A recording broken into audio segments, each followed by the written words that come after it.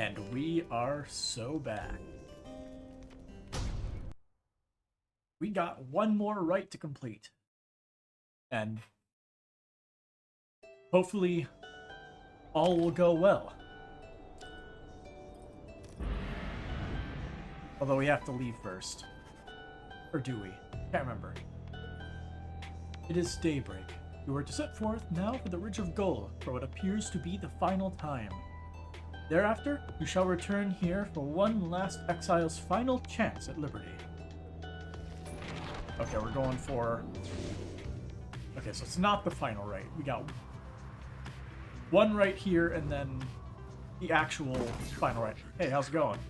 Hey, want to rumble here now, huh, Nightwings? Ain't gonna take us down again like last time.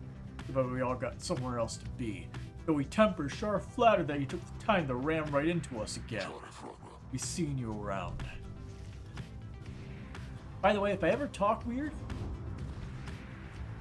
I actually have a lot of ear pain because I apparently have an ear infection. So saw the doctor this morning about it. Not very fun. I can't really close my jaw all the way. So saying things that require my jaw to close is going to be a little painful, so it might sound kind of weird. Anyway, you can hear the angry hissing coming from Moonmild all the way from your position. I think perhaps the skies belong to ye. Foolish.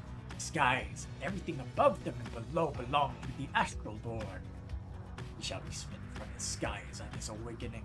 Now be gone! Okay, jeez. I forget who we're dealing with this time, too.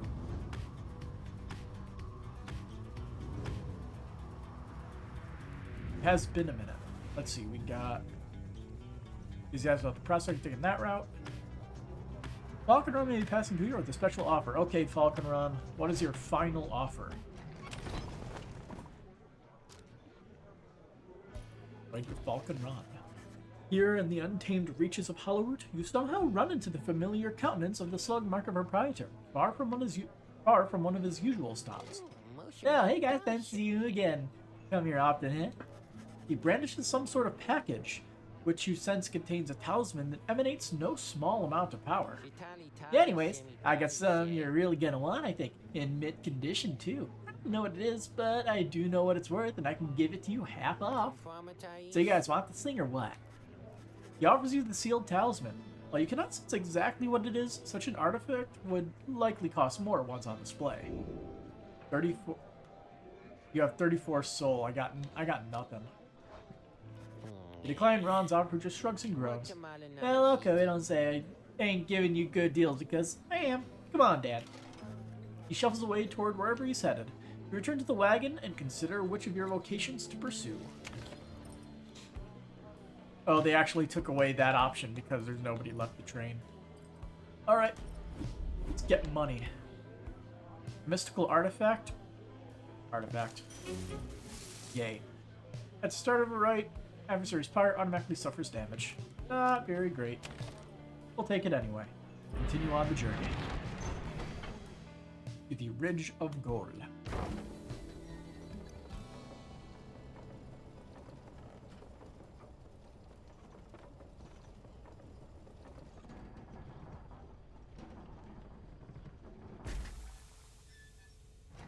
So ready.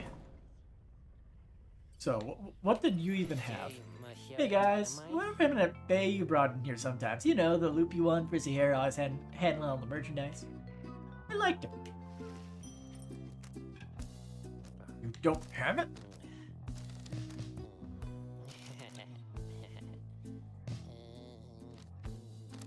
You have a downberry and mushroom.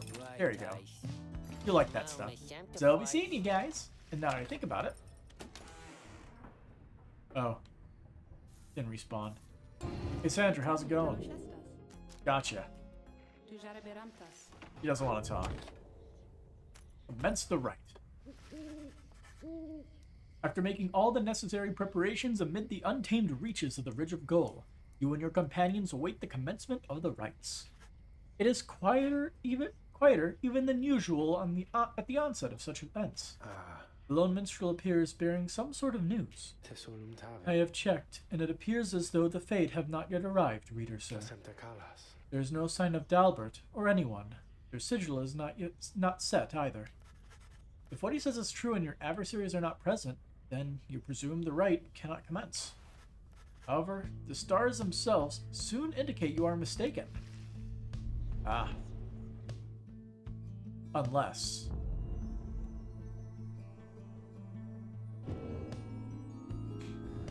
it's not the fate.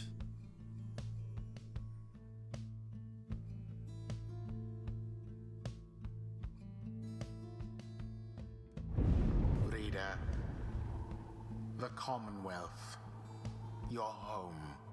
You're trying to guilt trip me? It is aflame. Much like a stack of books. Sounds like the plan is working. Aflame because of you.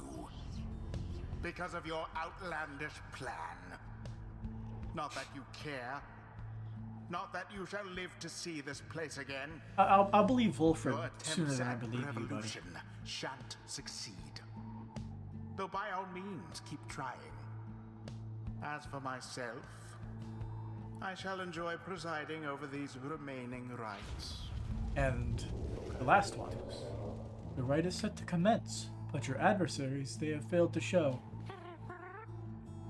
Giza wonders if the fate decided not to show, knowing they would not have another chance at the liberation rite.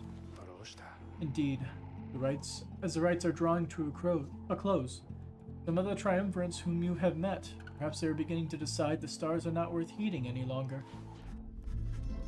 Dalbert, you wonder whether he would give up on the rites like that. Seems far too devoted to the scribes and too dedicated to his son to have turned back now. In any case, we have begun the ceremony here, and so I ask that we end it. Choose now, your band of traitors. Oh, okay. Do we just go in and then... Tizo. Yeah. Bertrude. Ixalia. Go in and then they say, somebody shows up or somebody. Decided to... Let us end this and be on our way. Conceding in the rites is frowned upon. Believe me, I should know.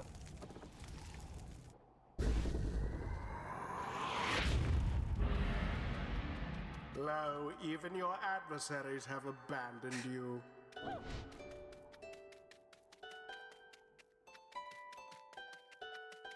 Wiggle waggle. And it is done. The Nightwings prevail. By default. By default. Prevail in Not a that rite their in no more than 3 adversaries even dowsings. care. Yeah, they're all sad. He's always disappointed to have had to end the rite this way. Yeah. Boundless are the teachings of the scribes. We already have all the knowledge. Now take your sordid business someplace We are ready to else. do the final rite.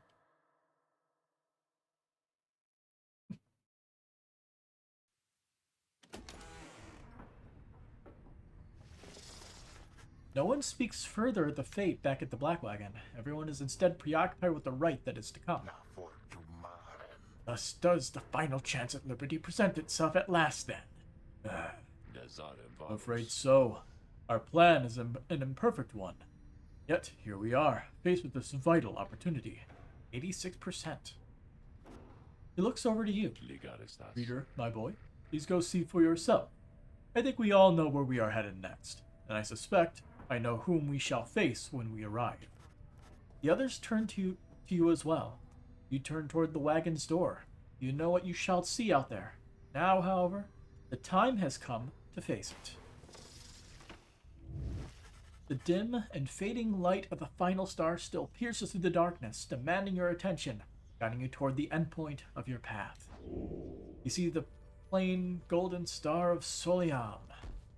Look upon it for the last.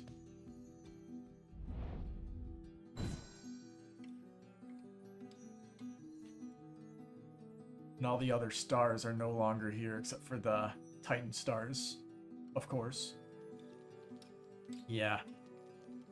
Golden Star burns this bright over the fall of Soliam.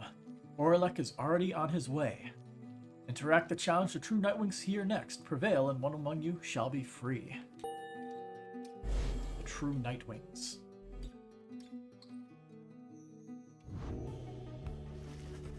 You are summoned to the Fall of Soliam for your 7th and final liberation rite. Thus shall the cycle of the rites be ended for an age. You sense that if the rites shall ever commence again, it shall not be during your lifetime or that of any of your companions, even the longest-lived ones. The stars reveal to you one thing more. The adversary whom you shall face shall be Orlek. Already has he crossed Scribe's Gate and awaits your arrival. If the 8 scribes created the Nightwings in their own likeness, perhaps it is only fitting that the Nightwings should, in the end, be forced to face themselves. Orlek, curse a damnable cycle, that it must pit us against him in this, our final chance. Let us retire for the night. We shall not have many chances more for rest before our journey's end. The group disperses as exhaustion sets in. At dawn, you fly to Mount Alodiel. Oh wait, it's Alodiel, isn't it? Make final effort to achieve your plan and get somebody home. Who? Nobody has anything to say, huh?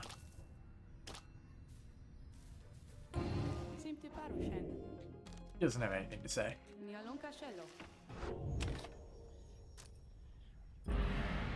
Press on. Let's keep going. Oh yeah, we have to sleep first. Foolish reader. So, Your so-called friends. You are accomplice to their hateful plot. I have no idea what you're talking about. They are exploiting you. You shall never have your freedom. I don't believe that. By dawn, you are already up and about, after a troubled slumber. Black Reckoning is prepared for its final voyage to the Fall of Soliam. No one speaks. As you lift into the skies, the lone minstrel raises his voice, cutting through the somber mood. Reader, a certain olden ballad comes to mind just now. I think it may befit the circumstance. Perhaps it may help to pass the time along our flight. Would you mind it very much if I were to play this song for the Nightwings? By all means. You urge the lone minstrel to play his ballad so that all among you might hear it. He begins without another word. When the stars align, the rites shall come to bear. Illuminate the signs, the exiles shall be there.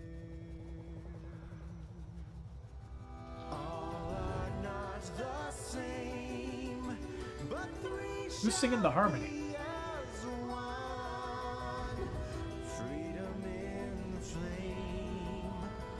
The end has just begun. Strength may break our own, but twisted make upgrade. Together on their own, the journey shall be made. The journey shall be made.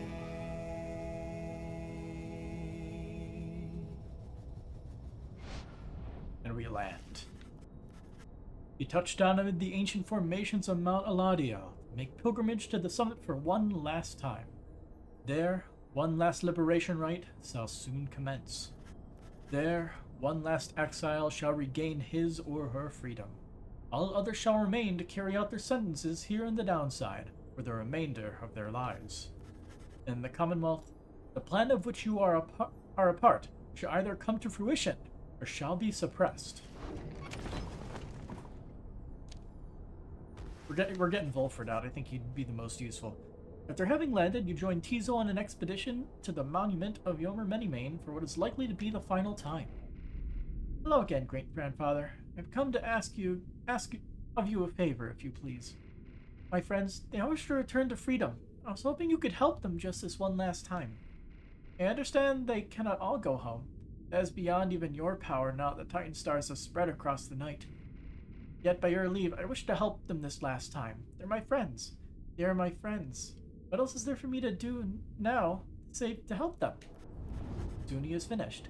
You return to the wagon in silence, feeling as though Yomer Many-Mane has shown you favor. At dawn, you shall begin your last descent. For now, your vocations may occupy what little time you have to spare. Got +2 presence, which is good, because his presence is good. Let's give this a try for once. You find a relatively quiet clearing to study the Book of Rites. With undivided attention, through greater understanding, comes the reader's influence. Attribute bonuses you bestow upon all your fellow exiles who participate in the rites. Remember, whose reader is well attuned to the book has an inherent edge against its adversaries. Focus on which aspect of the book is rites. Master other aspects of the book to unlock this. Does that mean like you have to? Oh, I see. Oh, so this gives you a global bonus that's not just in a single thing. Okay. I assumed that this was a one-time buff for the next rite, but this is a buff for the entirety of the rites. Okay, I feel like that was I was misled. I definitely would have chose this more often. Gotta go fast. You concentrate on your knowledge of the 8 scribes and how together they compose the Book of Rites among their many feats. Inspiration comes to you in a flash, whether from the book or from within, you cannot tell. Gain the reader's influence, clarity. Drink raise your fellow exiles' quickness, making them faster. All exiles gain +1 quickness.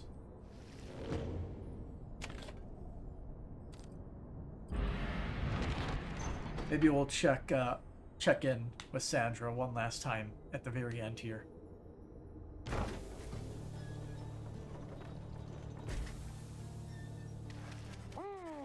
A messenger imp with news and rumors from the other side somehow tracks you down in the sublime grandeur of Mount Eladiel. The imp's message pertains to Faye, who you liberated at the fall of Soliam, and whose past transgressions have all been forgiven since her return to the Commonwealth. You learn that she was taken in by a well-to-do foster family, and was given private schooling of the highest order in the Astralist tradition. A theocratic sect believing in divine authority rests with the stars. They alone dictate the future. We all return as stars, so much the brighter should we live with glory. They promised her that in time, she might one day have the honor of teaching the children of the Commonwealth herself. However, she soon went her own way, insisting that the 8 scribes themselves were calling her. She started wandering again all on her own. That is, until she located Volfred's agents. Thus, her wandering ceased and the ranks of the revolution grow stronger. They also left a simple message: believe in the scribes. To thank the messenger imp for the report as her companions gather to discuss. She has the manner of a saint, that one. She knows in her heart the traditions of the scribes. He's don't miss having Faye around, though I was pleased to hear that she's well. One, very powerful indeed, sorceress of sorts. A certain air about her was intriguing. The news of Faye's liberation fills you and your fellow exiles with newfound resolve as we all get +1 hope. Wish Faye luck.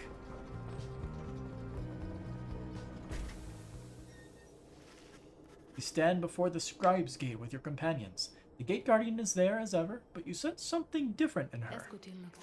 The exiles of the Night Wings. We shall not meet again after the coming rite. Tarak and I, it shall be time we take our rest, I think. Greetings, Celeste. I would tell you that the Night Wings are prepared, though this time I am uncertain anyone amongst us feels thus. We have a duty to uphold, Tarak. And then what, Celeste? And then nothing.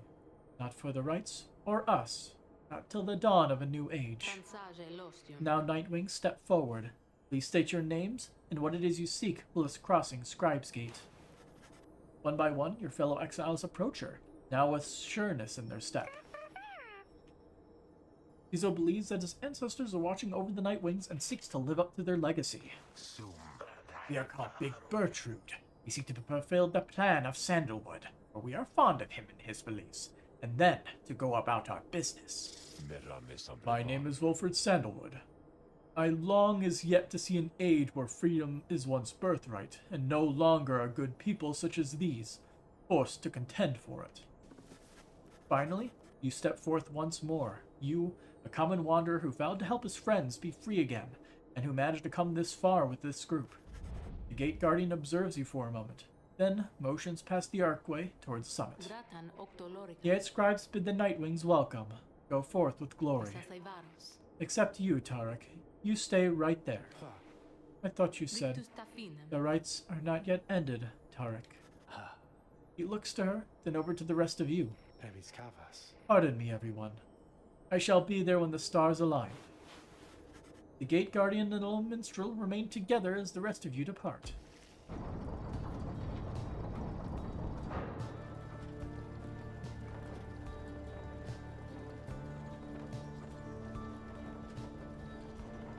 We move up.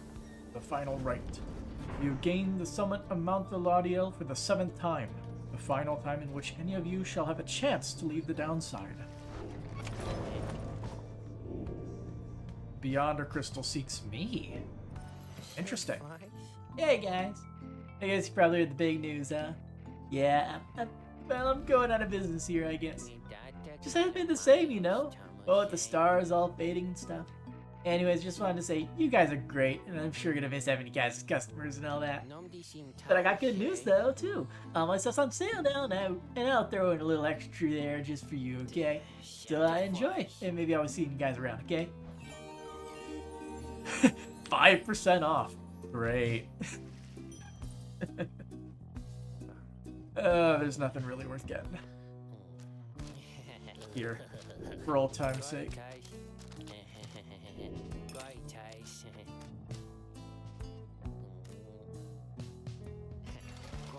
Thanks, guys. Good luck in that thing you're going to tonight. Alright. Sicking me out, huh? Thank you for visiting on such short notice, reader. I understand you have more important matters to attend to. So let me be blunt. Please listen for a moment, then. I know this whole affair is coming to an end. All of it. I sense the binds that form the rites becoming weak. Which means soon you will not need me anymore. Not that you needed me at any point, but still. My services will not be of any further use. I would love to tell you that this means I shall be free from my eternal prison. For some of my beyonders it shall be a release. My accomplices are bound by weaker words than those which have bound me. They shall fade away, I think, and finally rest. I, however, shall remain. He hesitates for a moment. Yes, I have a proposition for you. I do not know where you shall go from here, but I ask you take me there wherever it shall be. By that I mean, take this stone prison of mine and keep it. Do not just leave it, as all your predecessors have, each time their stay among the Nightwings reached an end. Soon the Beyonder Crystal shall serve no use at all, except to keep me trapped. I am content to remain thus, for I have little choice. I would prefer to do so in your company. For I do enjoy your company, reader. This may not be much of a compliment, but I assure you that I much prefer your company to an eternity of solitude. I have no wish to see you gain in years, and to eventually decay whilst I remain unchanging. But I should rather have more years whilst having contact. Even if those years are to be brief, they shall afford me many more in which I might think back upon our times. Nor do I expect you to accommodate my needs, for I am well aware I have my limits in accommodating yours. That is to say, I wish you to go forth after this night and live your life however you see fit, for your own sake. May all this rites business enrich your coming days somehow. And, considering that life after this night, if you think that there may be a place in it for me, however small, then, once again, I simply ask that you take me along. That way, should you ever wish to visit me again sometime, you could, and I would like to have that as an option more than not. My request here is a selfish one, for there's little I can offer in exchange, other than what little my companionship is worth. Perhaps I could lull you to sleep once in a while. Who knows? You could always try to sell the Beyonder Crystal for a reasonable sum somewhere, or something to that end. There must be someone out there with an interest in this thing. So then, you have heard my sad little proposition. What do you say? Sandra, you are coming along, but you're coming along, buddy. You grasp the Beyonder Crystal and set it into the folds of your clothing. Sandra senses this and makes a sound, as though surprised. Thank you, reader. He's at a loss for a moment. Then, let us go then, from this place. Go and face your last remaining adversaries. May you crush them under heel and achieve the outcome which you seek. I believe you shall prevail. He disappears into the stone for now. You took the Beyonder Crystal with you. Nice.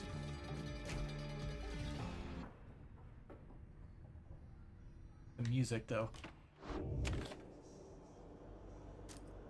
Alright.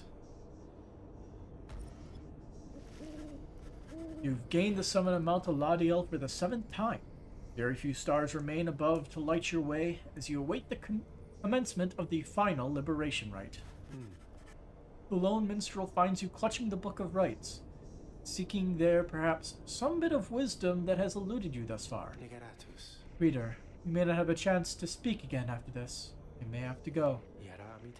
I wish to say that I'm grateful for having made your acquaintance, and I shall remember you with fondness. I wish you well, this night and always. Go forth with glory. Then, he looks up. As he extends his hand in friendship, you clasp it. Pushing too many pencils? You see Volfred has joined you. All of your companions are there with him, in fact.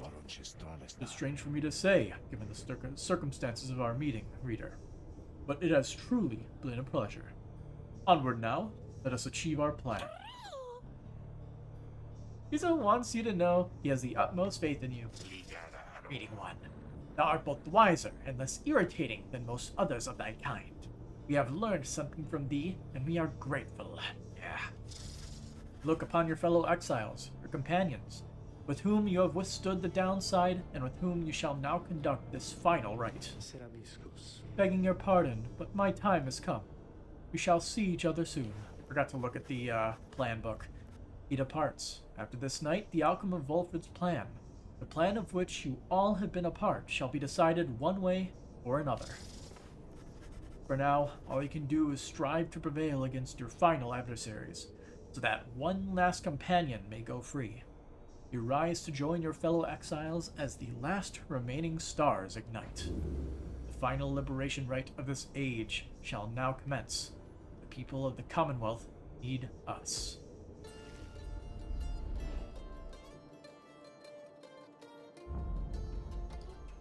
We don't need this anymore.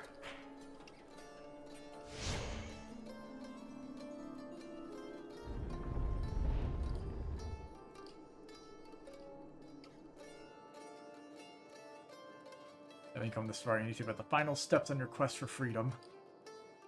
I love when the loading messages get meta. For one last time, upon the fall of Solium, dear reader, Solium. hear me for one last time.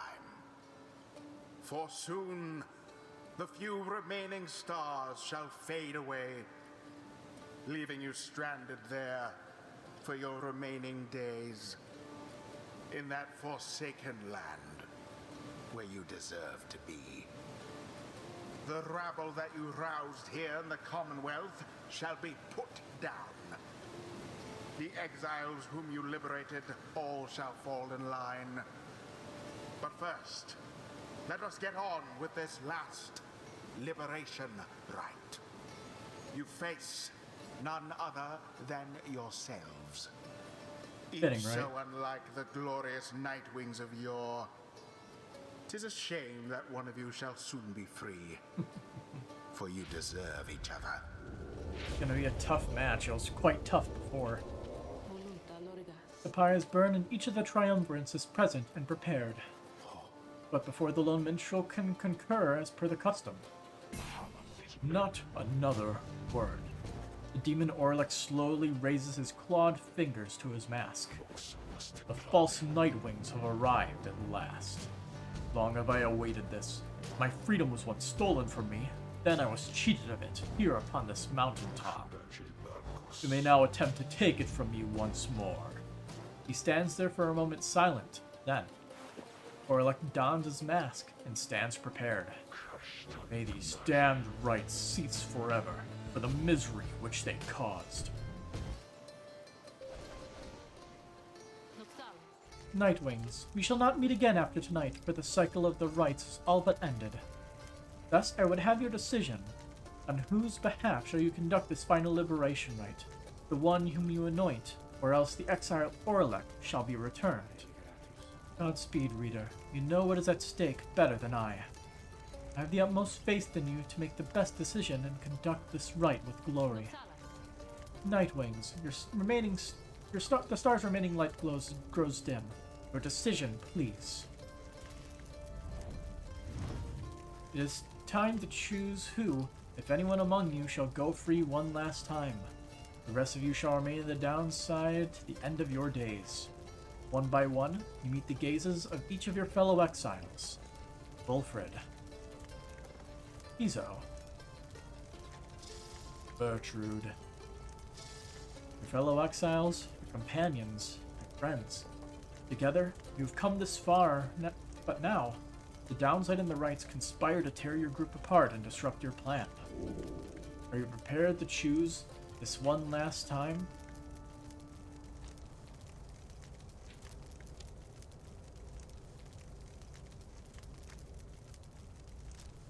Oh, I am genuinely curious what the no option would do.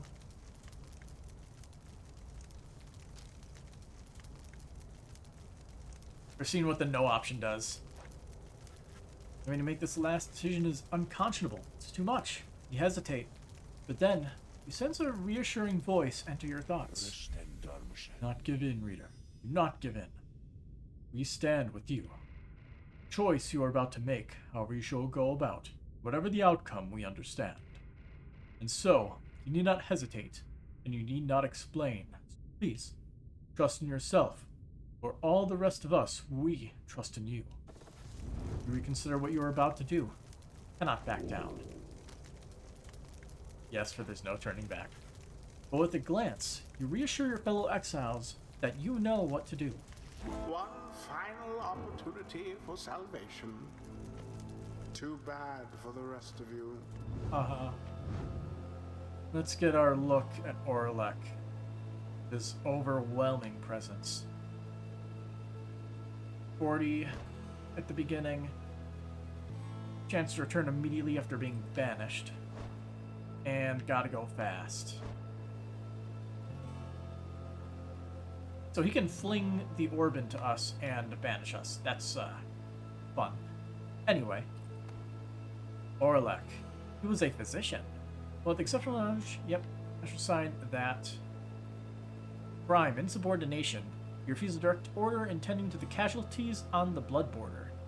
Alleged motive insurrection. Records show he harbored sympathies for the enemy and showed no love for his country. So, biography. He was repulsed by what he saw on the blood border, which sowed in his heart a yearning for a greater peace. He tried to use his influence to negotiate a treaty with the Highwing remnants, but not everyone was swayed. One day, he received direct orders to return to the front. When he refused to soil his hands again, they cast him down.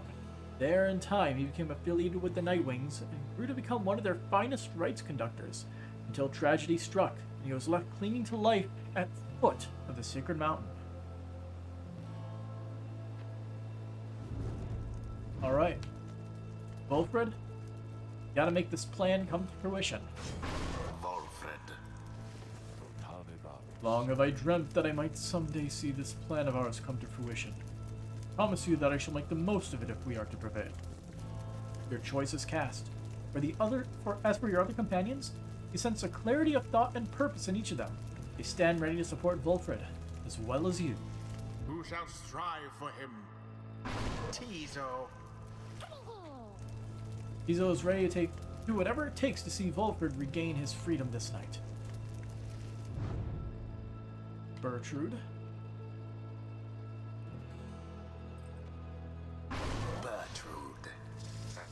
Thy will is ours, Reading One. The remaining stars shed their last light upon our ceremony here. If that is all, then. Those are to be my adversaries, then. And who is it, I wonder, who asserts his will over that group? You sense Orlek searching for you, almost reaching out to you. You, the shadow of the false Nightwings. They are nothing to me, but you You, who would relinquish their own liberty for the sake of them. Strange.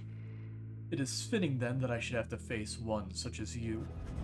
Then Orlick stands at the ready, signaling for his 2 allies to do the same.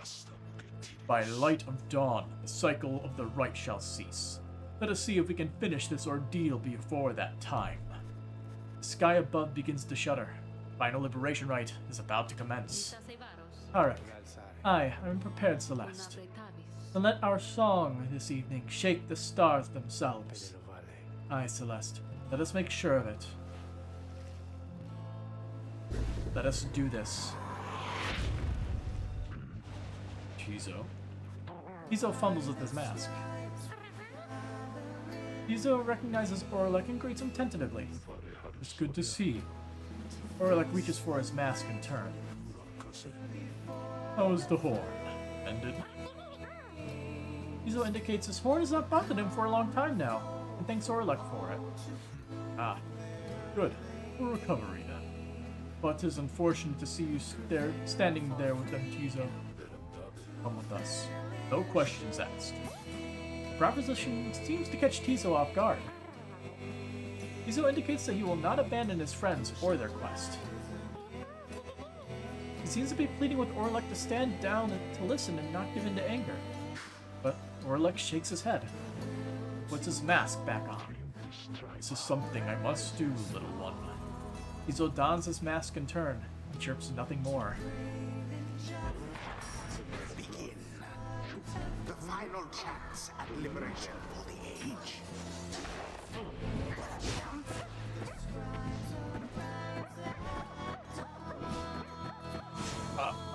That was, not good. Yeah. I kept trying to get Tizo, but it wouldn't let me do it. Oh, wow.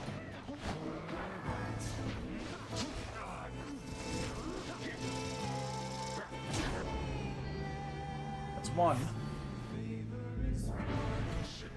The sky rains ash. Soon shall your pyres own mingle with them. Just then, the skies above begin to rain down fire. The final throes of the cycle of the rites, the ending of an age.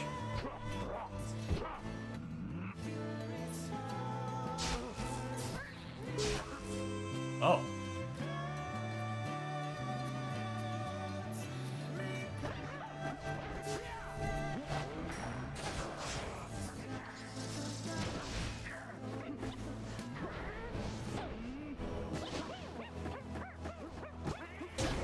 Got it.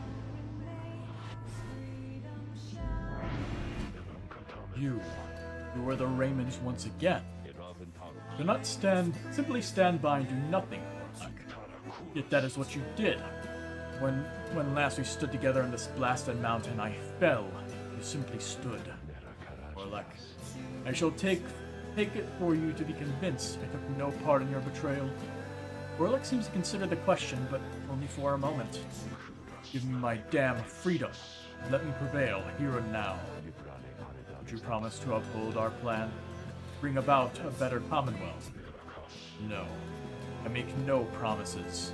I owe you nothing. And I'm sorry, Orlick. My love of country comes before all else. More than your freedom, and our friendship is at stake. Your love be damned, Wolfred. Let us stand as adversaries then.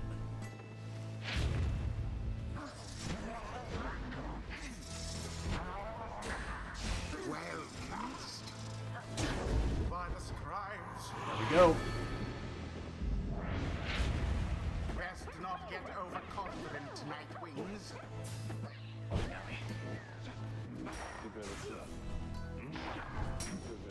Be gone.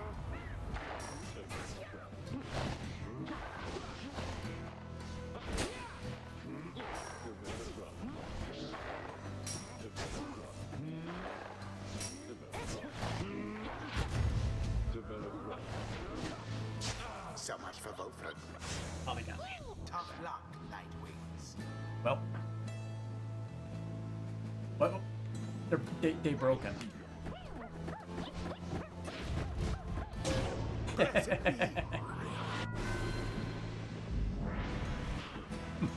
So So the false Nightwings bear their fangs at last. But that cannot be your finest effort. You think you deserve your freedom more than I, then fight for it, damn you. How he has changed, that warlick. Grown old and bitter in all these many years. That Bertrude's faster than she looks. One more. Orlick stands, breathing heavily. He looks back on the thin lick of flame that is a smoldering pyre, before turning his attention back to your triumvirate.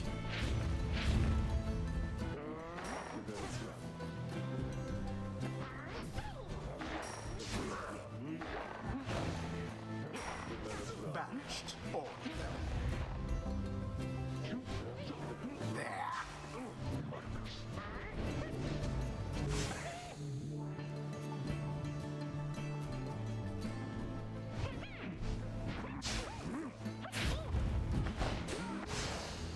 A shameful outcome.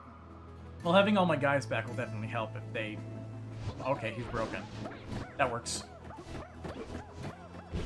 And there it is, at last. The final right. The Nightwings proved their worth. As for their adversaries, they did not. Thus ends the liberation rite. Alright, Wolfred. And thus, It is time. the scribes have chosen. Praise the scribes. We've done it. Look upon Wolfred for what you shall expect to be the last time you see each other. Any moment now the Shimmer Pool shall engulf him. Any moment now he shall return to glory and join the Commonwealth to help achieve the plan. Any moment now, the cycle of the rites shall end, until at least the dawn of a new age. Any moment now. And thus, the scribes have chosen.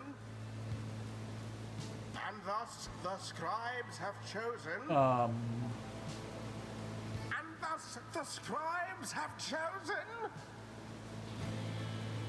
Oh, Nightwings.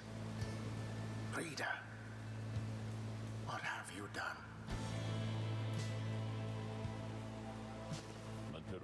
Hold. There's something wrong.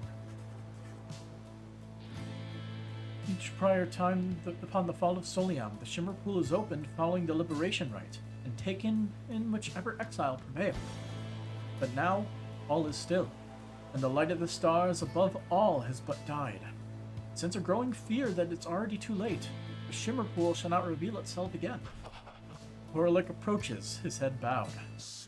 The 8 scribes saved their greatest treachery for last. Then, something else catches his notice. Wait. A sudden rush of starlight cascades through the stillness of the summit. The Shimmer Pool has appeared again.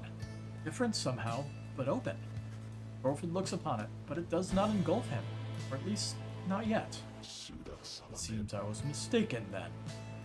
The 8 scribes. This is not their greatest treachery. It's their greatest jest. The Shimmer Pool's flung wide open. It seems that all are worthy now of freedom. Orlick strides toward the Shimmer Pool, but... Halt, Orlick. Orlick glances over at the lone minstrel almost in surprise. The Shimmer Pool has lost most of its strength. You step inside, and you shall surely drown. Of that I can assure you. He laughs to himself at this. Then we have all been cheated. No. The Shimmer Pool is revealed and one of you may still return as planned. But, as for who returns, someone shall have to choose. Ere the last light of the stars is extinguished and the rites cease to be. This is the final trial of the scribes. The final trial of the scribes. In our confrontation, the liberation rite was all meaningless. No. The victor of the confrontation is to be the one to make the choice. Among those closest to the scribes, either the anointed or he who anointed them. But then, the choice to make is the choice is mine to make. My freedom against the weight of the weighted against the readers. Is that it? It shall either be you, the reader, or it shall either be or Wilfred, please, make your decision quickly, lest it shall be forfeit. I do not know for how much longer the light of the star shall offer you this gift. It's not impaired. A snap decision, then. Fine, I have it made. Regardless thus. Reader, my boy, this is the chance at freedom that we've earned. It's yours. Take it now and make good use of it, for you and all of us. Wilfred wishes to give up his freedom so that you may regain yours. Very well. Reader, sir, the choice which Wilfred made, or rather the choice which he gave, it is now yours to make instead. That choice, it may keep bouncing back and forth like this. Absurd. It may, until such time one of you is willing to accept the burden and the outcome of the choice. That is the trial, and I fear there's little time remaining now. Reader, if you and your companion are too cordial with each other to accept that freedom, either one of you, then I shall take it gladly. Freedom ought be more than some flirtatious trifle to exchange. Reader, what is your will? I am going to respect Wilfred's choice. I am going to be free, and I am going to assist with the plan. And Sandra is going to help. Your mind is made up. You have chosen to be free yourself. I see and understand, and it is done. Wilfred looks to you one last time, his heart filled with unspoken understanding. He turned then to the lone minstrel for an instant, but another instant later. He is gone, he and everyone. All you feel is the coldness of the rush of water coursing all around you. Wilfred gave his freedom, that you may yet have yours. You are set to return to the Commonwealth and leave the downside forever. May you return in glory. Godspeed, reader. Or By the scribes. No stars remain aloft. The cycle of the rites. It is finished. well, we shall bring on a new age, right? Commonwealth. What shall become of it? What shall become of us? Nightwings. The opportunity to gain your freedom from the downside. Was it not enough?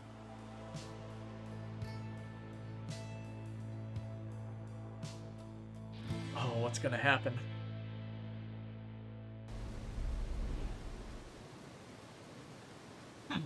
Will we actually see what the Commonwealth is like, or is it gonna cut the credits before we get the chance? That night, an exiled reader returned to the Commonwealth. He was to be the last. The stars had faded, and the cycle of the rites had run its course. He found the Commonwealth in great upheaval. Spurred by the efforts of 6 liberated exiles, Wilfred Sandalwood's revolutionary plan had incited the masses. These exiles and the starless sky portended the return of the scribes. People surged into the streets, shoulder to shoulder. Led by the 6 exiles, their voices shook the heavens. The leadership of the Commonwealth panicked. No blood was shed that night, and by dawn, it was over. The leaders of the Commonwealth had cast themselves back into exile or joined in this new cause. Thus, in its 838th year, the Commonwealth had fallen. The new Saurian Union declared its sovereignty in the next year. Among the changes its elected leaders ushered in, they vowed never to cast their people into exile, and they abolished the old Commonwealth decree forbidding literacy. Today, we still remember all of this. And we remember the exiles of the downside whose deeds led to the dawning of our age, whether they returned or not.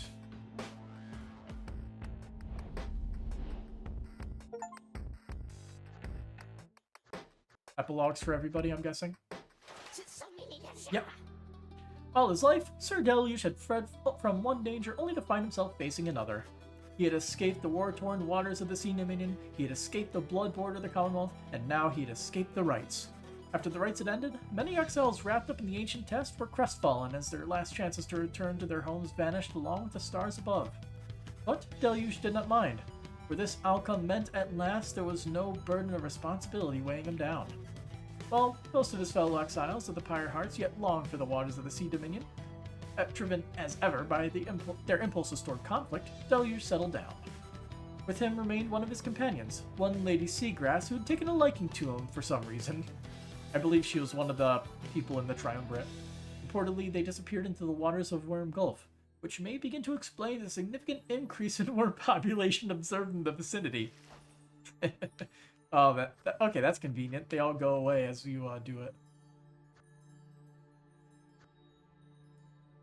Can we say? Could you potentially save him, considering he has the circle behind him? But let's look at all the other named people. As the cycle of rites drew to a close, it grew evident that a chance at freedom from the downside had forever slipped from Dalbert and Almer Oldheart's grasp. Thus, they and the exiles of the Fate returned to Yomer Valley. There they struggled to get by, as exiles of the downside tend to do. Sometime after the rites had ended, the Oldhearts at last heard news that the Commonwealth had fallen. This was well after the fact, of course, but it brought old Dalbert great joy. Despite his forthright manner, he had no love for the nation that cast him down along with his son. Dalbert Oldheart passed peacefully in his sleep before the next new moon. In his final days, he implored his son to undertake a pilgrimage to the scribes. Almer never shared his father's view of the scribes, but respected Dalbert's wishes, and so, after a period of mourning, Almer began a new journey.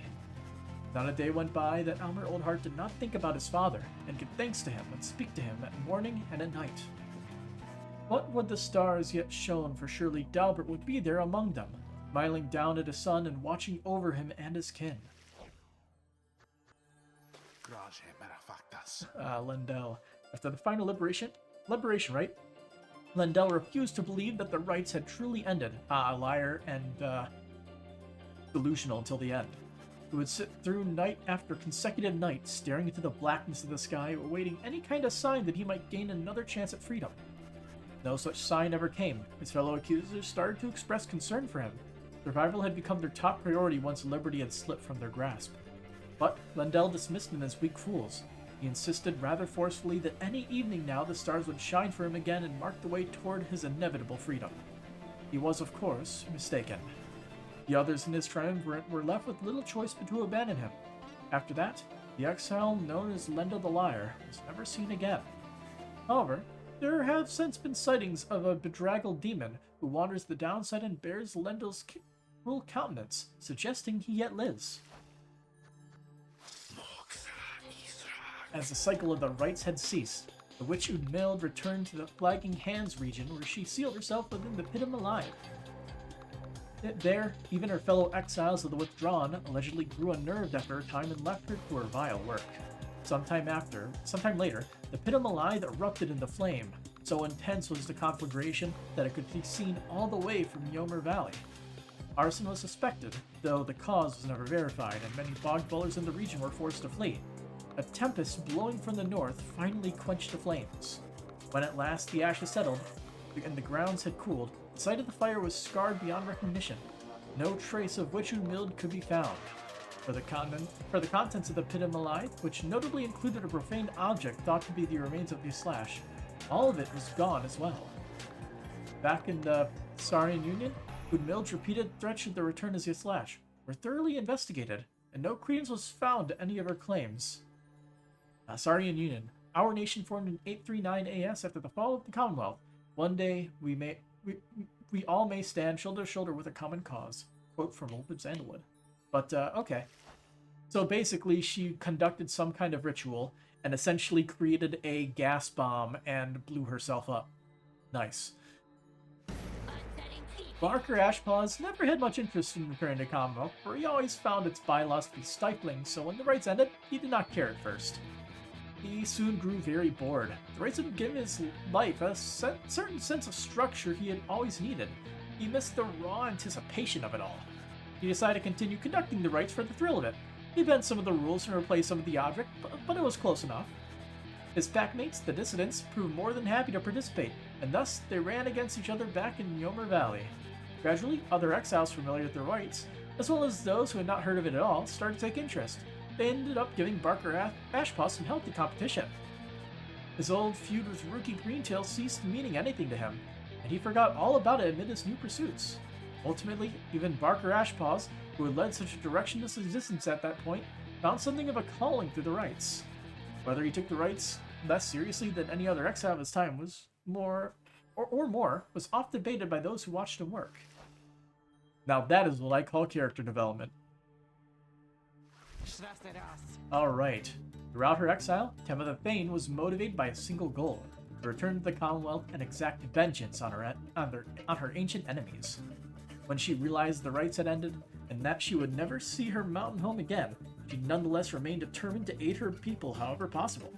She had gathered certain information pertaining to the intentions of the Nightwings, who had formed a pact to regroup on the other side after the liberation. Other such reports exposed certain weaknesses in the Commonwealth's defenses, and revealed to the Highwing remnants the opportunity for a risky but potentially impactful strike. As Temetha could not participate in the assault, she learned what happened well after the outcome. On that night known as the Scribe's Return, the Commonwealth had fallen. The Highwing remnants thus prevailed at last without even having to fight.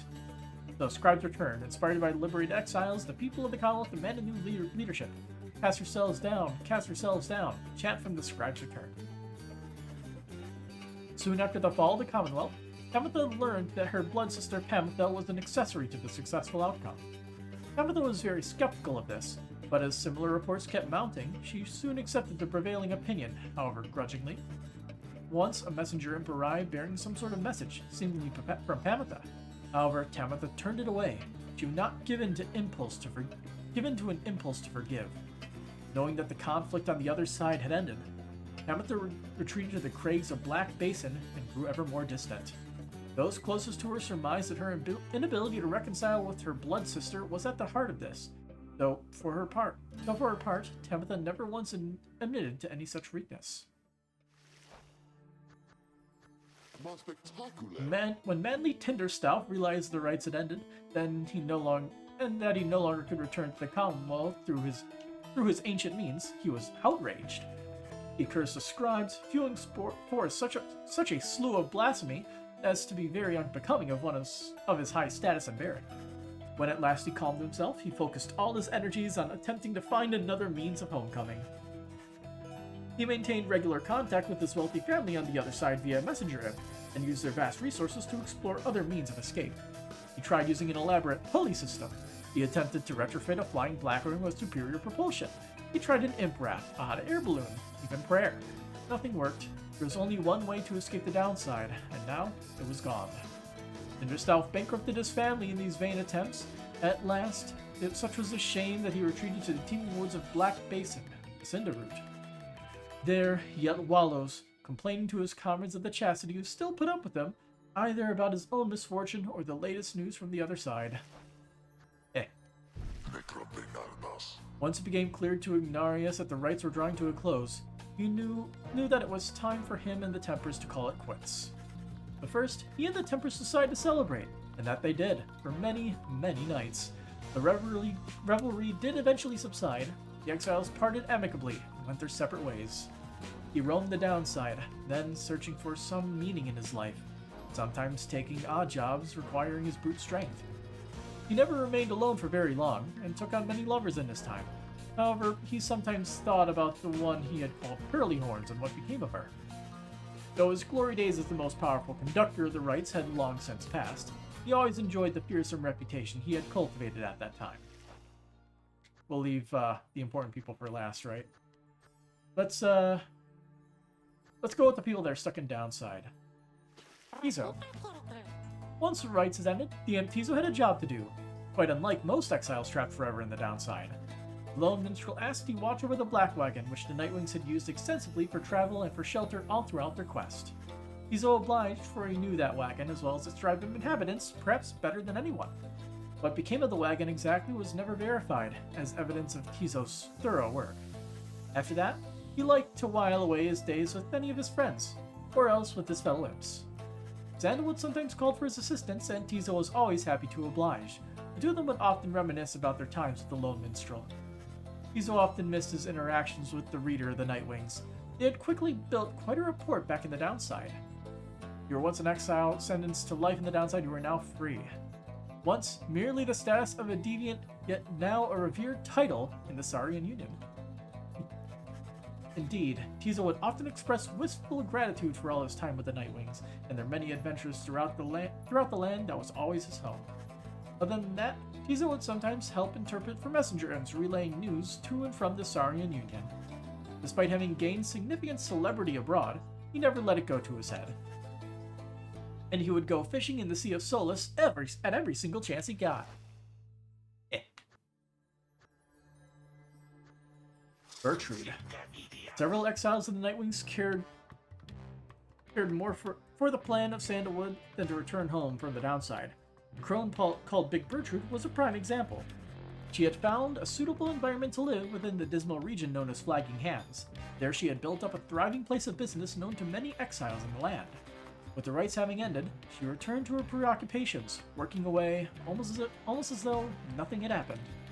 When one gets to be more than 400 years of age, perhaps even monumental events such as the culmination of the rites or the collapse of the Commonwealth are seen as trifling matters.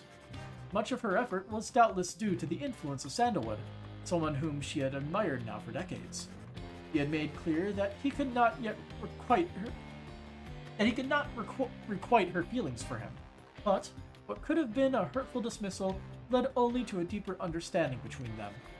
By and large, Bertrude kept focused on her work, whether casting small enchantments or imbuing talismans. The work brought her a sense of purpose, she would say. In the Commonwealth, such services were strictly forbidden, but in the downside, there was a real need for simple luxuries, which the competing slug market could not always provide. Thus, did Big Bertrude continue to live up to her name, and the tales of her days with the Nightwings made her that much more of a living legend, or that much more the living legend. Let's see what's going on with them. With the rights drawn to a close, the slug market's revenues fell precipitously, and Falconron was forced to liquidate his assets and close up shop. Yet, as is sometimes the case with those of an entrepreneurial learning, this time of hardship led to an epiphany, or at least a sudden change of fortune. One day, Falconron had a run-in with a messenger bearing news from the other side. Ron gave to it one of his remaining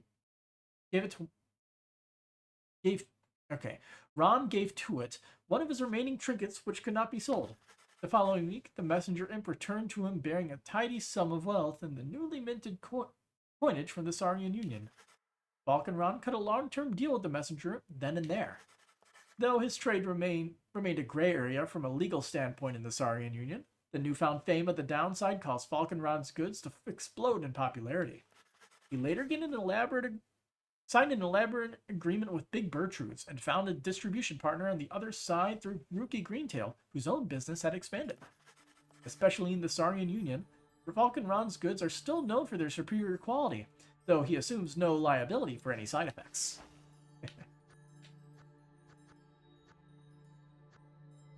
Alright, Volfred.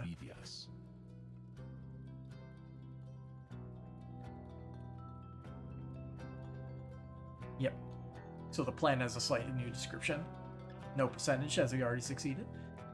When the cycle of the rites ceased turning, Volfred Sandalwood turned toward the starless sky and closed his eyes and prayed. It was all he could do at that stage of his plan. He aspired to assemble with liberated exiles representing each of the 8 largest ethnic groups composing the population of the Commonwealth. They would stand together as a vision of the 8 scribes returned, inspiring the masses to embrace an older set of values before the Commonwealth had tightened its grip. With the rites ending sooner than expected, this ideal scenario became impossible. Sandalwood's own freedom, for instance, was now forfeit, yet the plan did have contingencies. Fortunately, most of those contingencies did not prove necessary.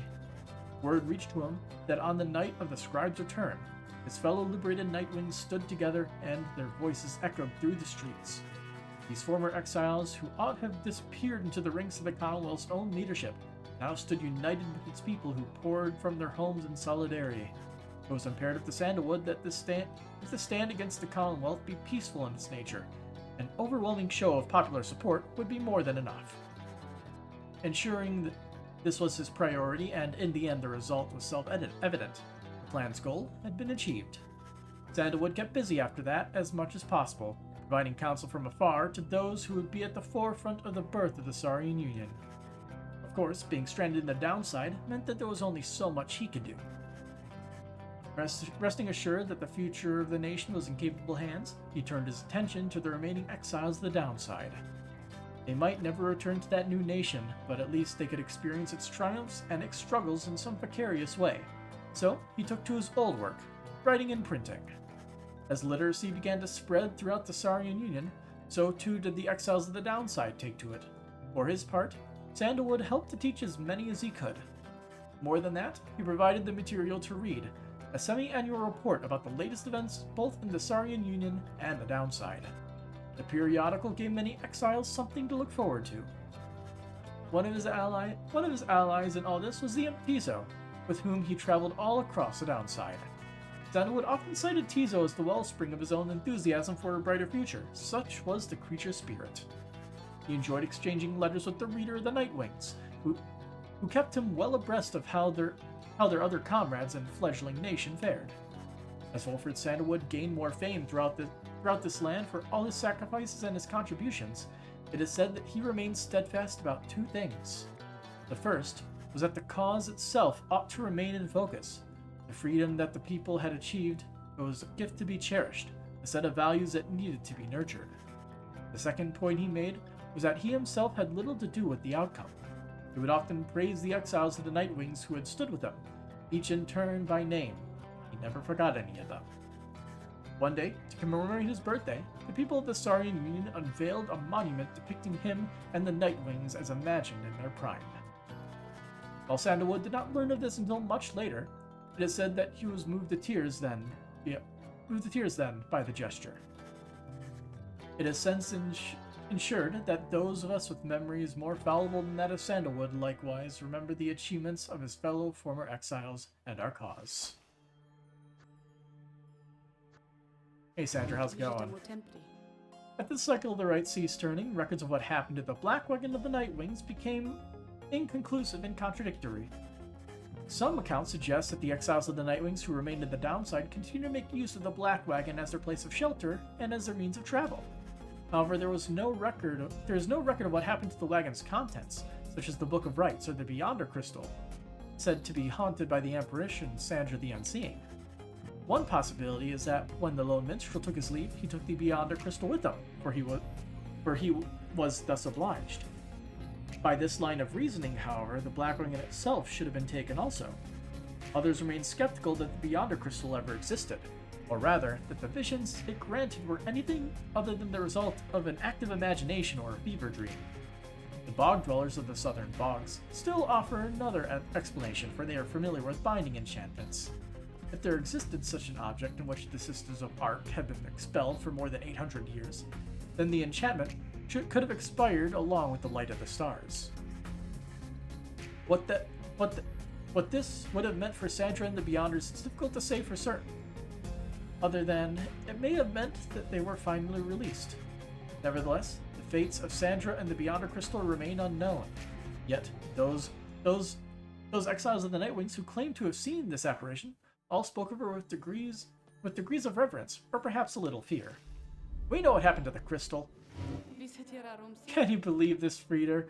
Honestly, Sandra has appeared before you, as well as you can see. They are so far from the mark with all this nonsense, I am wont to laugh. In fact, here goes. She laughs. He's referring to the account of her. He said she does not care for it. Well then, let them gossip all they like. I merely wish that they would mention you at least in passing when next they are at it. Though, they shall never know even the half of it, shall they? Sandra seems irritated by the incomplete account of what happened to her.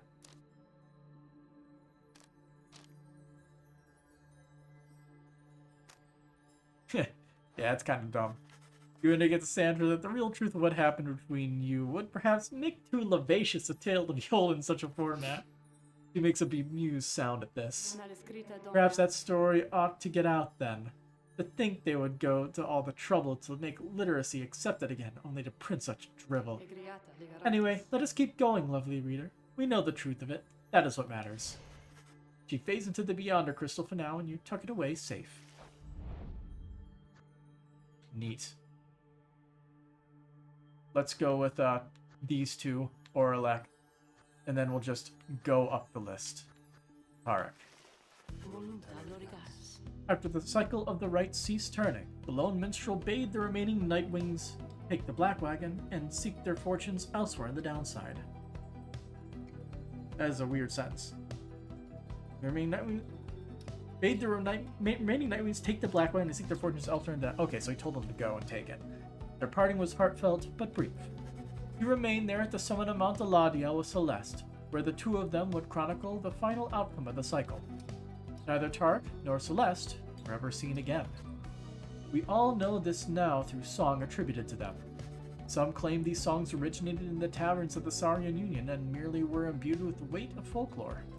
However, exiles liberated from the downside corroborated with each other's claims at having met this duo that presided over the liberation rites. Another folktale suggests these minstrels were heralds of the scribes. Having fulfilled their obligations, they departed the world we know and rejoined their patrons. One of their famous songs describes another, simpler outcome, that the two gave up their duties to the rites in favor of a life that they could share together. In any case, they are likely to remain the subject of such verses and such songs, for it was they who watched over the rites and ushered in our times. Orlek. After the Shimmer Pool closed for what would be the last time, Orlek looked around him in the flickering light of the Nightwing's still burning pyre. That he then turned to the fall of Solium and looked up toward the black, starless sky. He cursed the 8 scribes then, one after the other. After that, he strode forward toward the waters coursing from the side of Mount Eladio, and without hesitating, he cast himself down. Orlek's body was never recovered. The drop from Mount Eladio does not appear survivable, though Orlek did survive it once. That time, however, he was filled with fury. Such was the betrayal he had suffered when his fellow exile claimed his rightful freedom. This time, Orlek was filled with nothingness, and chose to leave the downside in the one way he still knew he could. The other Nightwings who were witness to this never forgot what they saw. Alright. The 6 who gained their freedom, right? Hedwyn, our first buddy. After his liberation, Hedwyn was instrumental in the events leading to the fall of the Commonwealth, and was vital to the outcome of the plan. The peaceful outcome of the Scribe's return was attributed to several key factors. One of them was the underlying ambition of the plan itself. Another was Hedwyn's visibility among the people in the streets, identified to be a liberated exile who was believed to be Golgothanian reborn. More importantly, however, was that one of the winged harps of the Highwing remnants accompanied him. She was later identified as Pekani Shang, a harp for whom Hedwyn cared deeply. They were separated when Hedwyn was exiled. Their bond was symbolic of what was at stake that night, and proved vital to the peace that followed. In all his days as a leader in the Saurian Union, Hedwyn often confided in his friend Jodaria. Despite her intense manner, there was no one whom he trusted more in times when circumspection was required. Here, does it say anything new? Nah. He would often think back about the vow he made at the beginning of his quest for freedom. Although he cherished all the friendships he made, he had pledged to Jodariel, Rookie Greentail, and the Reader of the Nightwings that they might all be free again together. His promise had come to pass, though he always knew that this was not his own doing. He was always deeply grateful to the other 3, his closest friends. While the others who stood with the Nightwings were not all able to remain in contact thus, Hedwyn thought of each of them often, and so in turn did they oft think of him.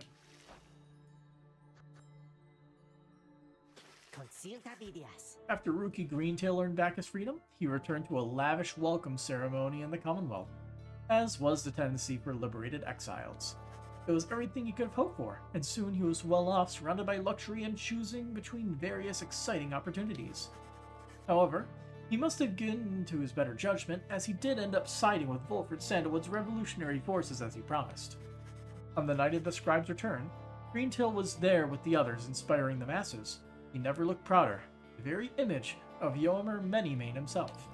When dawn finally came, it became clear that the Commonwealth that everybody the Commonwealth that everybody knew would be no more.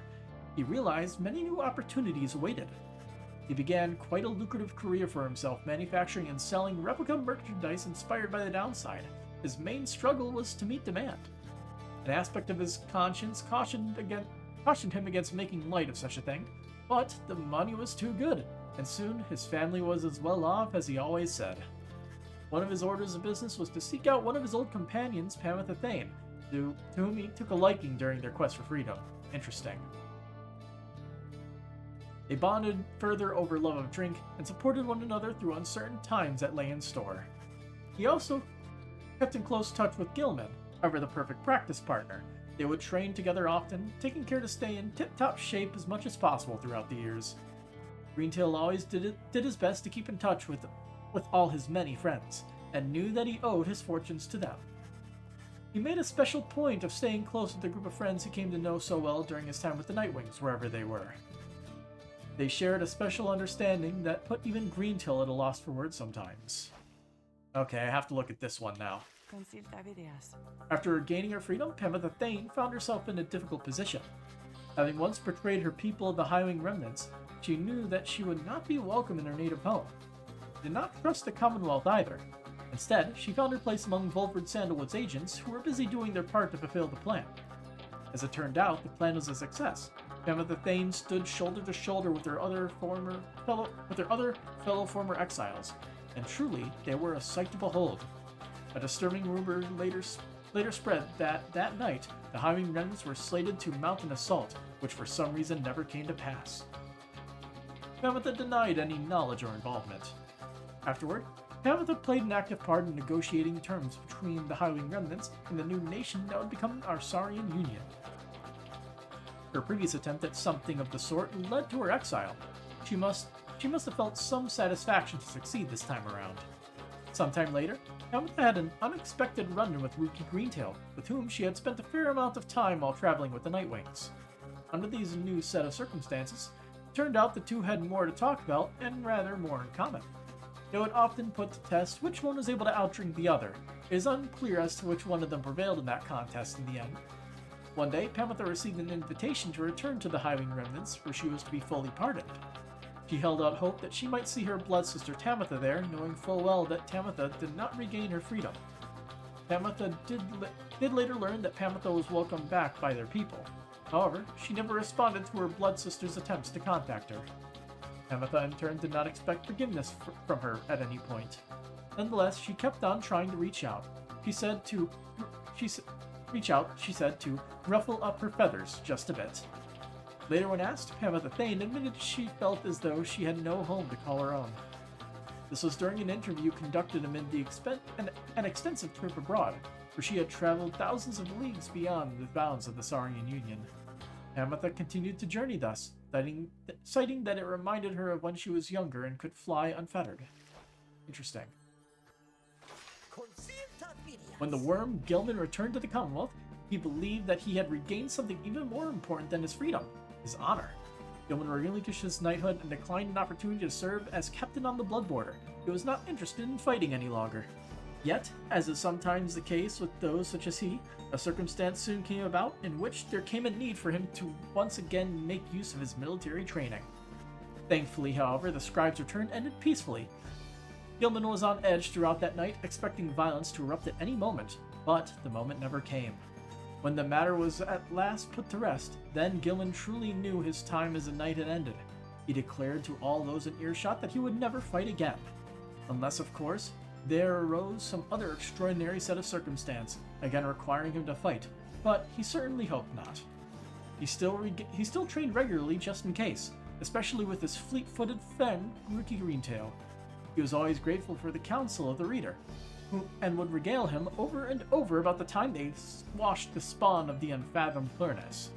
By that point, he had long forgotten about his days under the leadership of Sir Deluge, his former commander. Breaking free of his abusive leadership was his first step toward regaining a bit of self-respect. Gilman never did return to his homeland of the Sea Dominion, and was content to lead a monastic life on a small residence in the hills. It was just high up enough to make him keep striving to conquer his fear of heights. Other than that, An intense daily training regimen and the occasional visit from an old companion was more than enough to keep him optimistic and engaged. He knew by then that honor was not something to be won, but a contract with oneself to be renewed each day. Faye. The Commonwealth had never provided a sense of home for the one they called Faye the Fair, so she was surprised on her return that she was so well treated. She felt uneasy about it, and besides, she knew that she would do her best to fulfill the pledge she had made to her friends.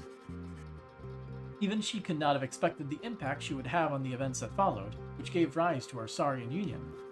Despite not fitting the image of any of the 8 scribes, Faye nonetheless stood out alongside the others, amid the teeming masses on the night of the scribe's return. She spoke of the scribes with such conviction and sincerity that the crowd was very moved. After the fall of the Commonwealth, there was a renewed interest in the legend of the 8 scribes that many new interpretations of their histories and teachings. Faye found herself at the center of all this. Her way of speaking continued to compel a growing audience. She swayed many people from their astralist beliefs. Soon, the 8th word, a theocratic set believing that the 8 scribes were more than mortal and their words divine. Surely the book created by the scribes was more than a fable, but a genuine artifact, though perhaps lost to time. So, soon the 8th word, which had lost favor with the people during the reign of the Commonwealth, sought her out, and asked her formally to join, and she did, right away. Through it all, she would wonder how her little friend Tizo had fared. While they were divided now by a great distance, he had always remained in her heart. She cited her relationship with Jodariel as the single most important in her life. Jodariel would always provide for her a circumspect perspective and the wisdom of experience. Whenever she felt genuine doubt, which was not very often, she sought out the reader of the Nightwings. If there was anyone whom she trusted as much as the scribes, it was him. Faye was always devoted to her faith, but more so to her friends. Many people in the Saurian Union cited that her gentle manner and unwavering conviction helped them brave the changing times with courage and grace. And Jodariel, the last epilogue. After her liberation, Jodariel soon became an icon of the movement that led to the collapse of the Commonwealth and the rise of the Saurian Union. Her horns and stern countenance inspired the people to believe that she was Soliam Mur, reborn, and she became a great, if reluctant, leader. In the uncertain times that followed, Jodariel's seasoned expertise often came into play both in matters of security and of state. For instance, she conscripted and trained a team of volunteers in public safety. The community did not know what to make of such a cordial bunch at first, but soon came to value their service. They have stood for the people ever since, and we celebrate their founding day each year.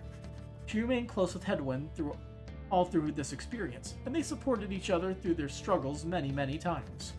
She kept an eye on Faye, who nonetheless demonstrated a surprising lack to get by on her own, though Jodariel was always willing to provide assistance just in case. She never settled down with anyone, though from time to time she thought about Ignarius despite herself. She continued training on her own, a regimen that grew stricter with each passing year. There were those who sought to train with her, and she sometimes obliged. There remained one other constant in her life. She would always remember her days among the Nightwings, and with fondness for the most part.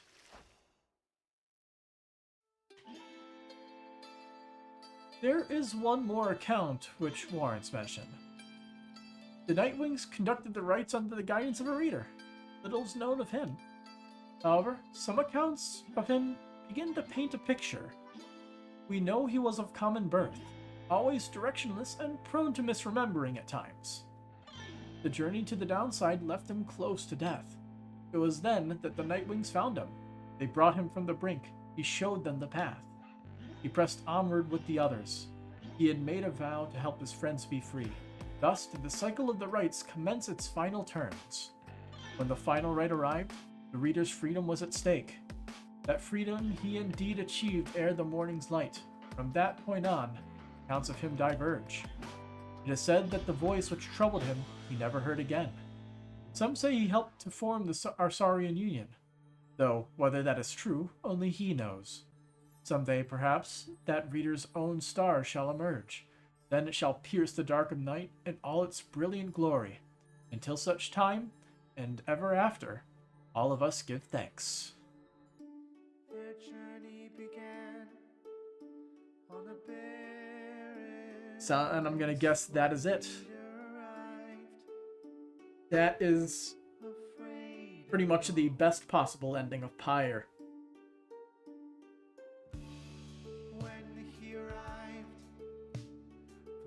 Now I want to see the worst.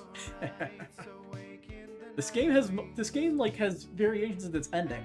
I saw the best. I want to see what happens when the plan fails. So I already know how we're gonna do it. We're gonna turn the difficulty up. We're gonna play with all the Titan stars on the whole time, and we are going to lose every single encounter out. Like once the stars start appearing. It's gonna be great. We'll also skip through a lot of the dialogue. It's not gonna be as long as this first run through.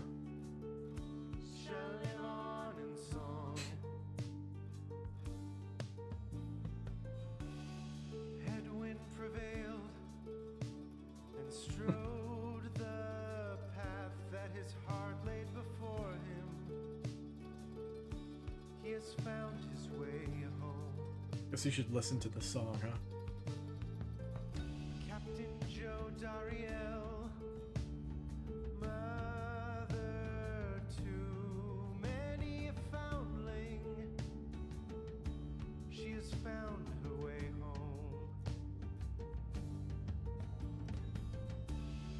Rookie Greentail has proved his worth and returned to his family by the grace of the scribes.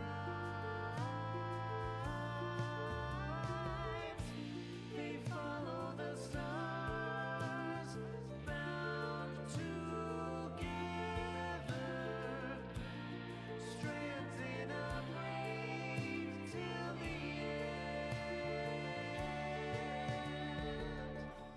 The moon-touched girl hears the scribes in the world all around her, Clever. They did not use her name. guided her home.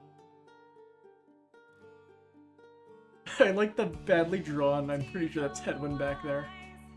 Ever faithful to the cause of the night wings, he remained to the end.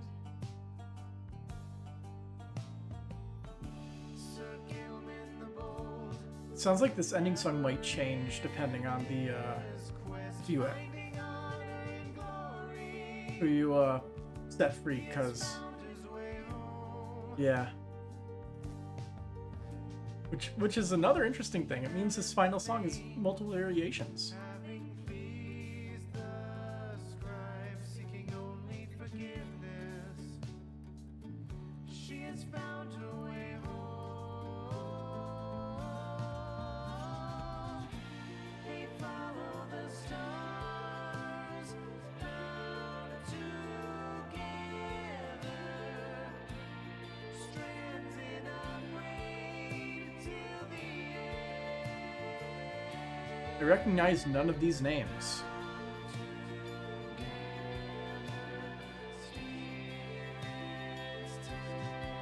Although only so many of them have actual dialogue. Zulfrid in the voice, pretty much. The other ones kind of have like gibberish dialogue. Wolfred Sandalwood saw his plans turn to action. He remained till the end. The bog dweller Bertrude kept their foes at bay with her finest enchantments. She remained till the end. The reader at last made the night wings whole and ascended to freedom. He has found his way home. They follow the stars, bound together,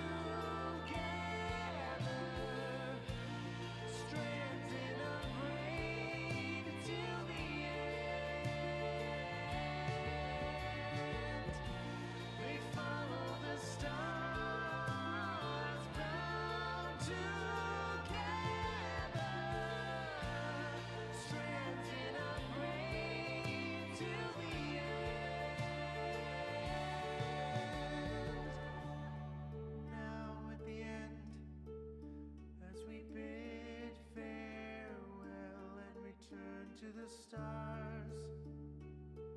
We shall find our way home.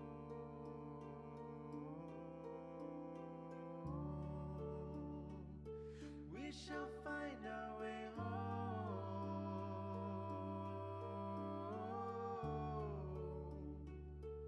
We shall find our way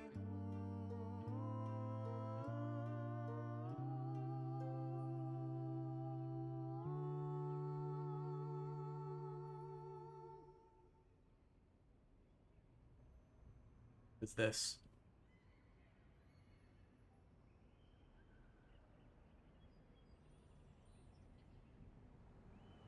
It's a Commonwealth. Well, we got all the books we could possibly want to read, right?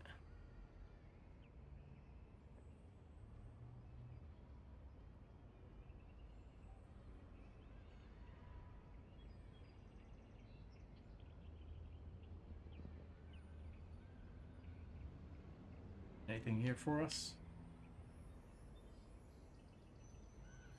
The end.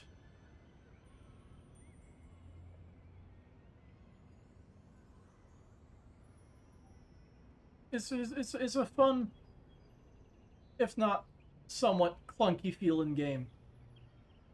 True Nightwing campaign mode unlock. What does that mean?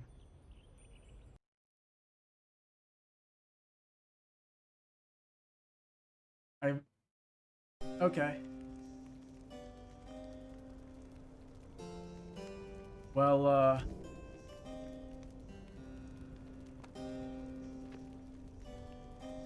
guess we have to find out. Oh. We're pleased to finish the campaign. Adversaries shall be favored by the stars themselves. Base difficulty same as heightened. All Titan stars are unlocked and some must be used.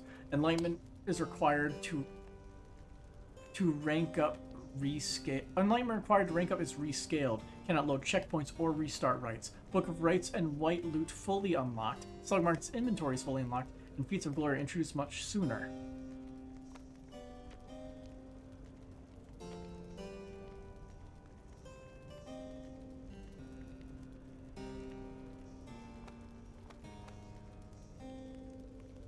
So,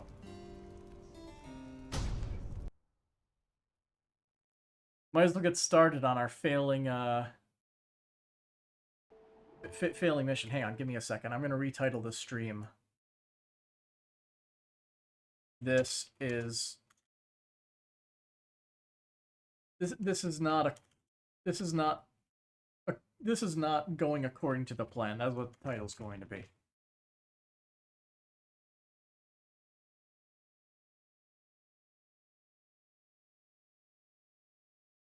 I forgot to remove the blind tag. Oh, well. Or forgot to add the blind tag to the stream. Oh well, nobody talked in the stream anyway, so who gives a fuck?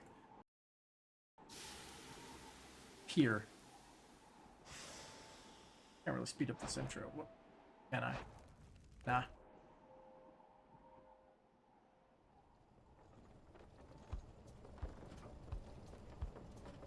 So the whole inventory is unlocked, which means we'll get the Rights of Glory introduced sooner. So we'll be able to get more money potentially. But everything is also going to be stupid fucking difficult. Also, we don't have to look at all this. We'll just glance over it. Skip like over everything until like things start diverging. When we start losing. Yeah, let's go come inside. Why not? Yeah, this place looks like shit. Webs everywhere. What an ugly mustache. You should shave that.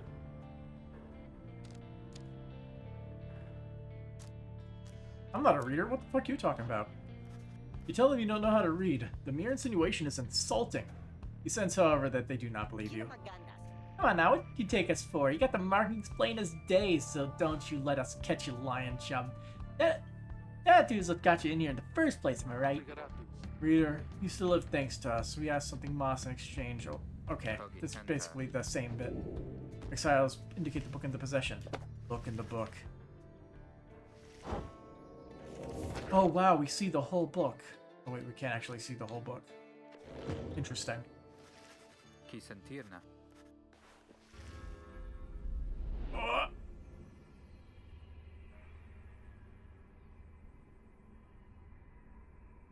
What be happening?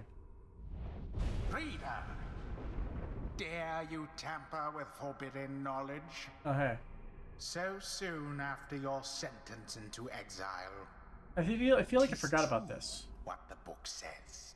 You can be free again.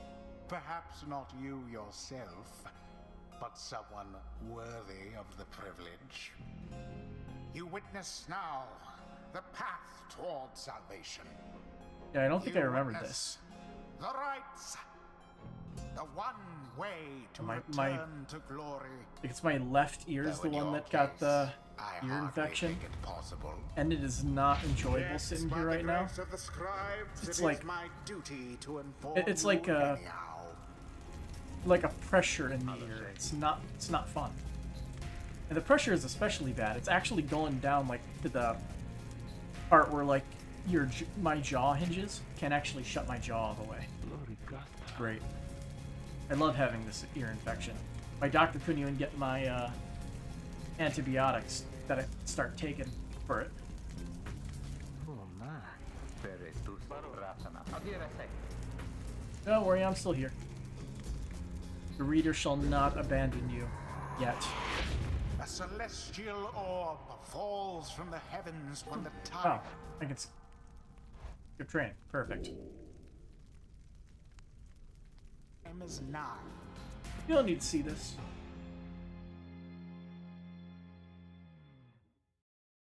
Maybe we'll be able to get to like the first right.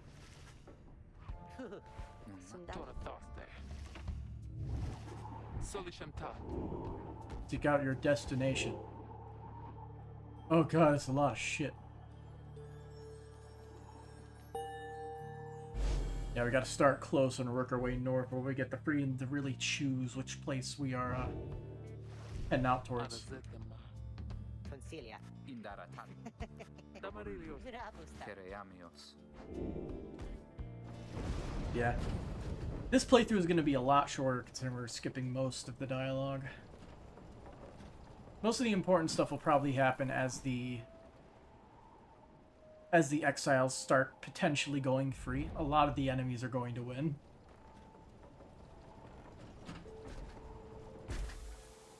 Oh no, the black icon broke again. Loriomatas. Vistalium. Let's weigh our options. What are we doing here?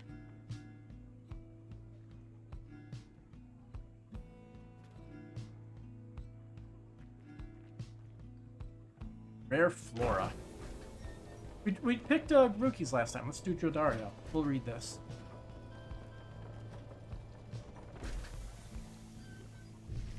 Jodariel offers to show you around Blooming Pool. Southern area around the British hot springs, runoff sand folds means no bathing in the springs. They're just there to mock you. After she notices you staring at the bogs and vegetation near the wagon, soon something catches her eye. Observe. This shall pay for half our trip. Black Bloom. It's quite valuable. 30. Can be sold at the slug market.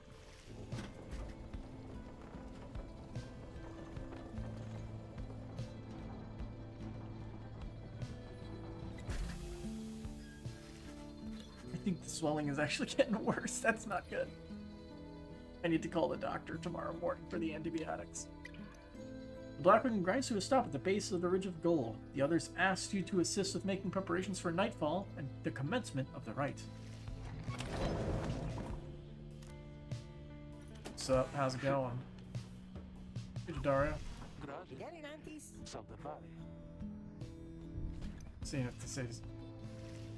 I was gonna see if they have anything to say. Looks like no. Who would have thought? Commence the rite.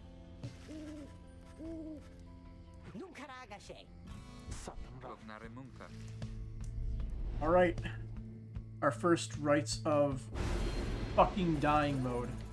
What? You people seeing this? The burning effigies of the great Eternians pierce the darkness, suppressing the delicate light of the stars above. It is an ill portent that Of that you are most certain. All at once, the Titan stars have revealed themselves to you. Look upon them without fear. Which ones are automatically on? Behold, the Titan stars.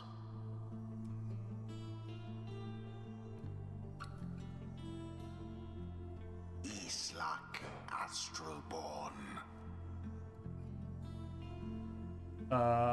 They aren't saying which ones are active. Okay, so you have to have at least 3 Titan stars in addition to their difficulty being up, so this is gonna be fun.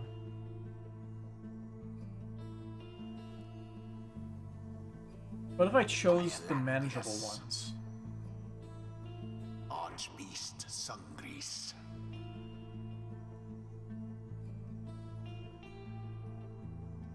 Dolness the Locket.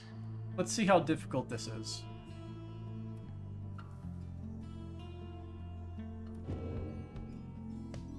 So you have to have some stars active. I thought there was going to be some that like are active 100% of the time, and then you pick to choose like additional ones. But I want to see how difficult the enemies are. The stars align at last. Shut up, Androboles. The Ridge of Gaul at the appointed time, and your triumvirate is ready. Your adversaries in the rights this eve shall be the accusers.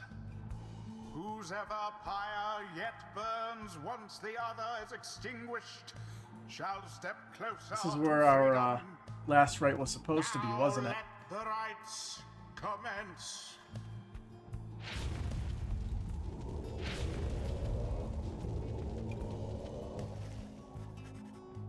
Uh-huh.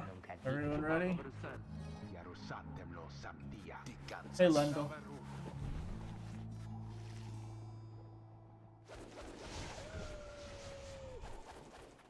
Let's see if I can do this. Begin. Good.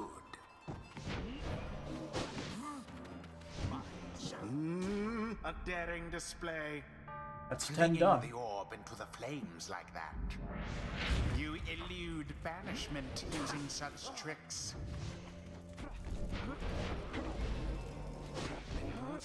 Poor Edwin.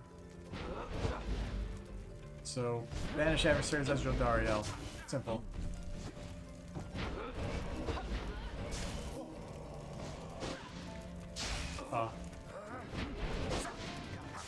Begone.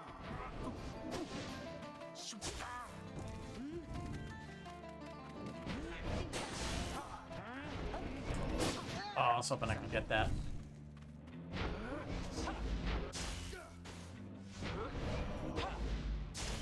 Lendl banished.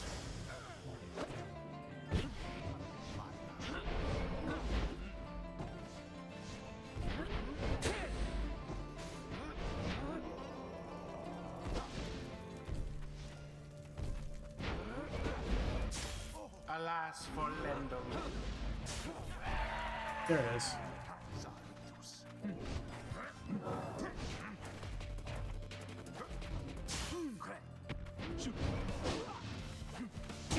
Glory to the scribes.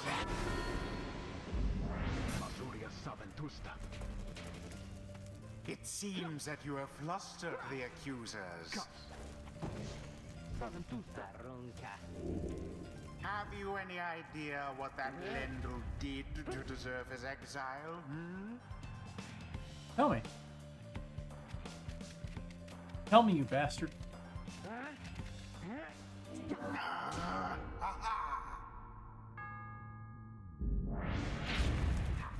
Let's see you Nightwings keep this up.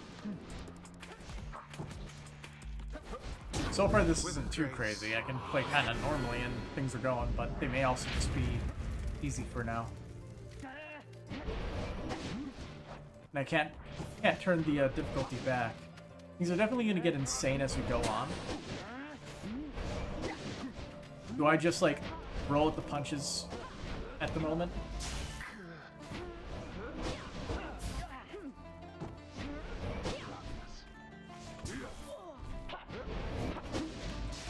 Red-handed.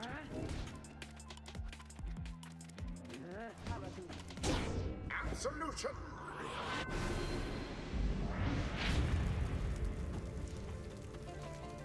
Yep, I'll let them have it. We already got the money.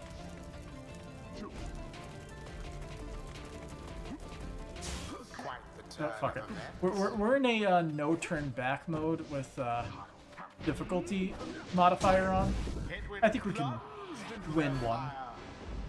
Doesn't matter until we reach the point where exiles start being able to leave anyway.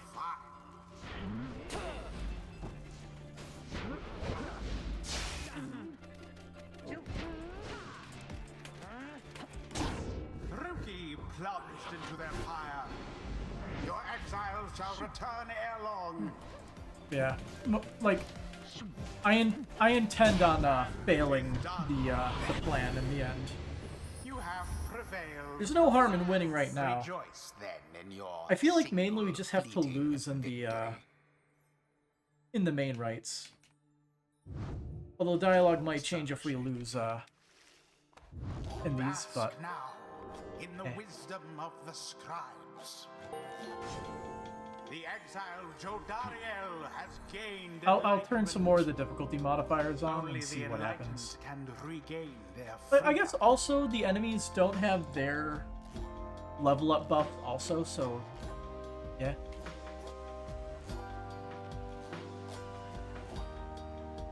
I like this one. The demon scribe Double dash. bestows his favor.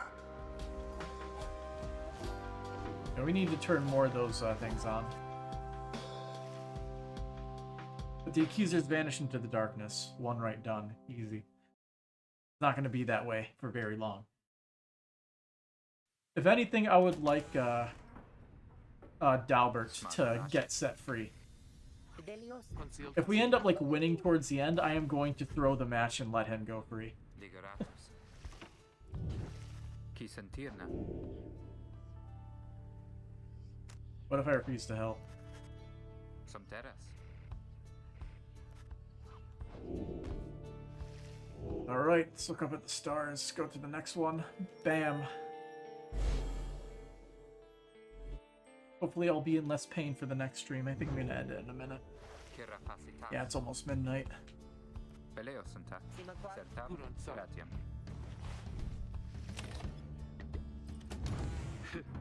I'll get through everybody's talking. Ligaratus. Era camero.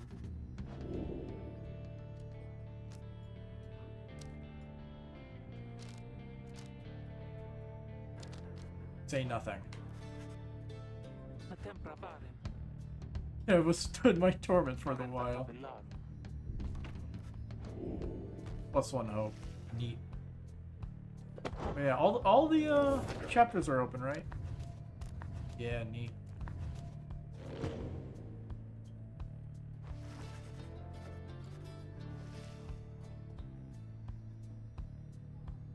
Was he always wearing black? I thought he was wearing white before, like in the beginning sections.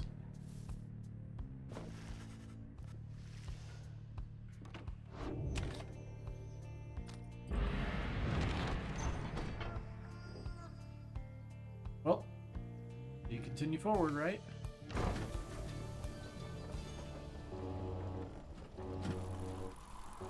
The X button is the horn of the black wagon. Honk honk. The B button is also the horn. Wow, that is very annoying. What if I hold both of them at the same time? La tempra parem. Donizaru Mansa? Hi, Faye. Ashe, Telios. Falta. Dolorantas. Hara Telios? Destek. Nomen car. Sefare. Inveri. Sertabas? Vare gra. Irina? Idere. Vistalia? It rhymes with gray. You know we gotta do it to her. We know we gotta do it to her. Vistalia? Ita Polana? Oh boy. Yay the gray.